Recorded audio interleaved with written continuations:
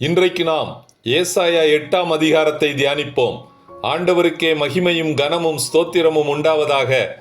இதோ ஒரு கன்னிகை கர்ப்பவதியாகி ஒரு குமாரனை பெறுவாள், அவருக்கு இம்மானுவேல் என்று பெயரிடுவாயாக என்ற ஆண்டவருடைய வாக்குத்தத்தத்தை ஆகாஸ் விசுவாசியாமல் அசீரிய ராஜாவாகிய திக்லாத் பிலேசரை சேவித்தான்.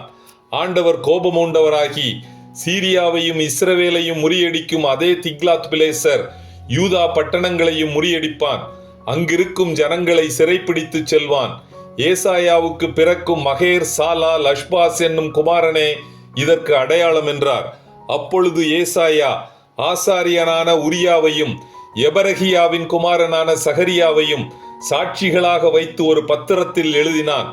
இந்த ஜனம் மெதுவாய் ஓடுகிற சீலோவாவின் தண்ணீர்களை அசட்டை பண்ணி ரேத்சினையும் ரெமலியாவின் குமாரனையும் சார்ந்து சந்தோஷிக்கிறபடியினால், இதோ ஆண்டவர் வல்லமையுள்ள திரளான ஆற்று நீரை போன்ற அசீரியாவின் ராஜாவை அவர்கள் மேல் புரளப் பண்ணுவார்.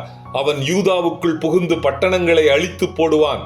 அப்பொழுது நீ தேடும் இம்மானுவேல் உன்னை விடுவிக்க வரமாட்டார் என்று ஆகாசுக்கு முன்னறிவிக்கின்றார். இப்பொழுதும் நீங்கள் சேனைகளின் கர்த்தரை தேடினீர்களானால் அவர் உங்களை விடுவிப்பார். அசீரியனுக்கு பயப்பட தேவையில்லை. இதோ என்னையும் என் பிள்ளைகளையும் ஆண்டவர் காப்பாற்றுவது போல உங்களையும் காப்பாற்றுவார். பின்ன ஏன் நீங்கள் அஞ்சனம் பார்க்கிறவர்களிடத்திலும் குறி சொல்லுகிறவர்களிடத்திலும் ஓடுகிறீர்கள்? கர்த்தருடைய வார்த்தைக்கு செவிகொடாத நீங்கள் சிறைப்பட்டு செல்லுவீர்கள்.